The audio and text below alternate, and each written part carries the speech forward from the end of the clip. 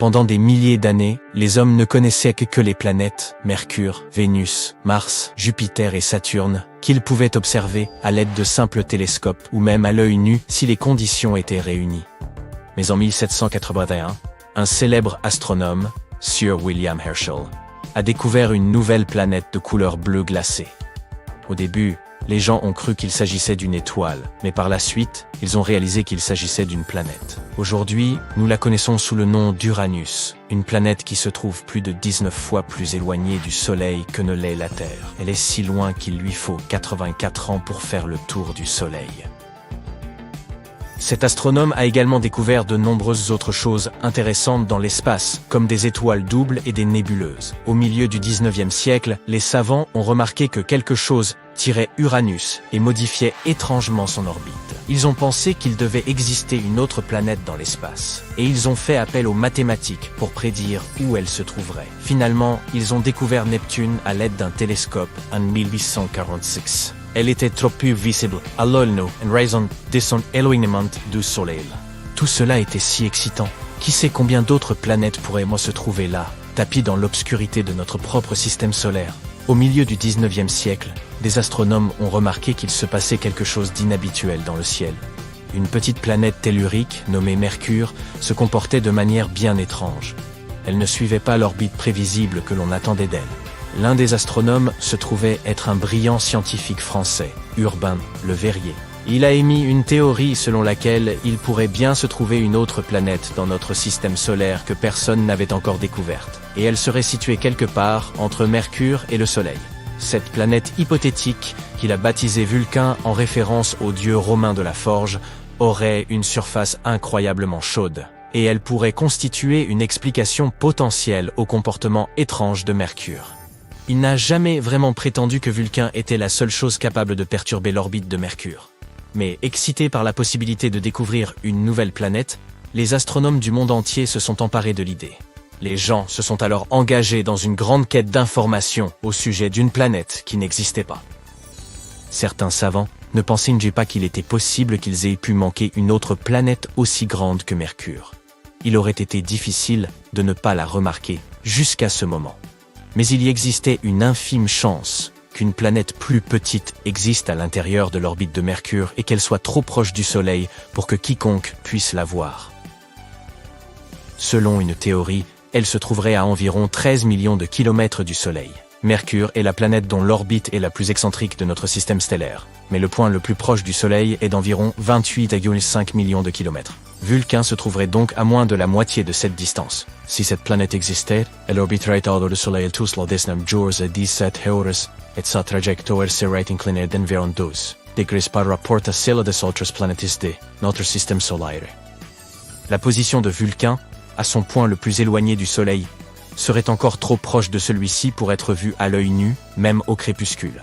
La seule chance de voir Vulcain serait lors d'une éclipse solaire, ou lorsqu'elle passerait elle-même devant l'astre, ce qui, selon cette théorie, se produirait 2 à 4 fois par an. Selon cette même théorie, la mystérieuse planète était si proche du Soleil qu'elle ne pouvait être vue que lors d'une éclipse solaire totale, lorsque la Lune bloquait l'aveuglement du Soleil. Ainsi, à chaque éclipse, les astronomes scrutaient le Soleil dans l'espoir d'apercevoir Vulcain.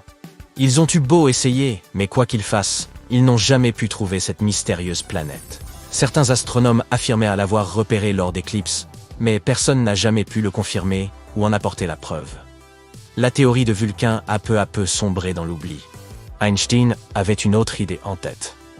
Tu connais sa théorie de la relativité générale, n'est-ce pas?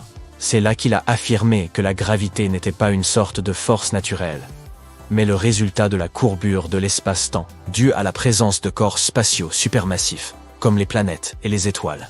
Les planètes tournent autour du Soleil, dans leur orbite habituelle, parce que l'espace-temps est courbé.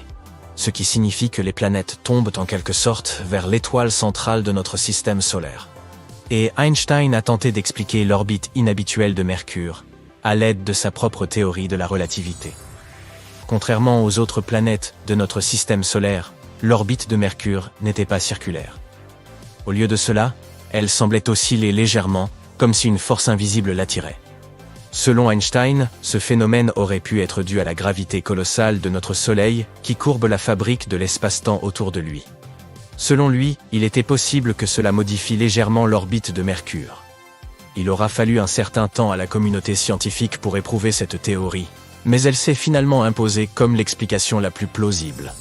Bien que la théorie d'Einstein ait fourni une explication plus élégante à l'étrange orbite de Mercure, certains scientifiques continuaient à croire en Vulcain. Il était d'autant plus difficile d'abandonner l'idée que Mercure est également la planète la plus difficile à observer d'où nous nous trouvons.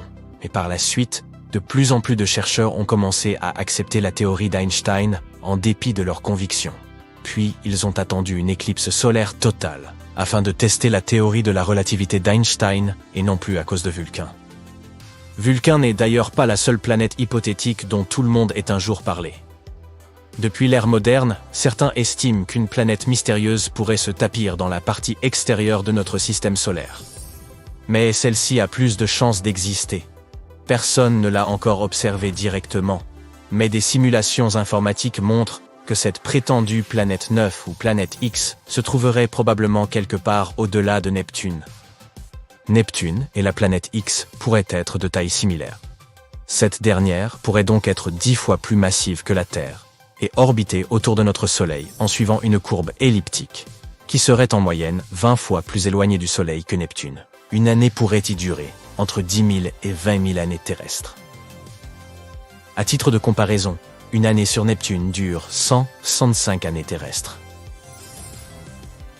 Un objet de cette taille, se déplaçant par-delà Neptune, pourrait expliquer les orbites étranges de certains objets dans la ceinture de Kuiper.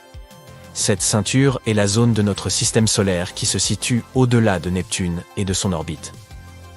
On y trouve très probablement de nombreux astéroïdes, des comètes et d'autres corps plus petits, principalement constitués de glace. Il existe une autre planète hypothétique, baptisée Nibiru. Tu te souviens de ces rumeurs de fin du monde en 2012 ? L'un des scénarios les plus populaires était celui de Nibiru qui, d'après certains, était censé frapper notre planète à la fin de l'année. Bien sûr, rien ne s'est produit, nous sommes toujours là, mais l'idée de Nibiru semblait intéressante. Ces histoires ont commencé en 1976, lorsqu'un homme du nom de Zecharia Sitchin a mentionné Nibiru dans son livre « La 12e planète », affirmant qu'elle orbitait autour du Soleil tous les 3600 ans. Mais il n'existe aucune chance qu'une planète avec une orbite aussi excentrique ne perturbe pas les autres planètes de notre système solaire avec sa propre gravité. Et si elle s'approchait vraiment si près de la Terre en 2012, nous étions censés pouvoir la distinguer à l'œil nu. Des calculs simples ont montré que Nibiru aurait été presque aussi brillante que Mars dans sa plus faible luminosité, et plus brillante que les étoiles les plus faibles que l'on puisse observer en ville. Peut-être aurons-nous plus de chance dans les 3500 ans à venir. En 2011, une comète du nom d'Helena est apparue et dont beaucoup ont pensé qu'elle pouvait être la fameuse Nibiru. Mais lorsqu'on observe les comètes et les planètes au télescope, on s'aperçoit qu'elles ont une apparence différente. La comète possède une chevelure, qui est une atmosphère gazeuse, ainsi qu'une queue, ce dont une planète est dépourvue. De plus, cette comète n'a pas percuté la Terre. Elle s'est approchée trop près de notre Soleil, puis s'est désintégrée. Les débris restants continueront à se déplacer vers le système solaire externe pendant les 12 000 prochaines années.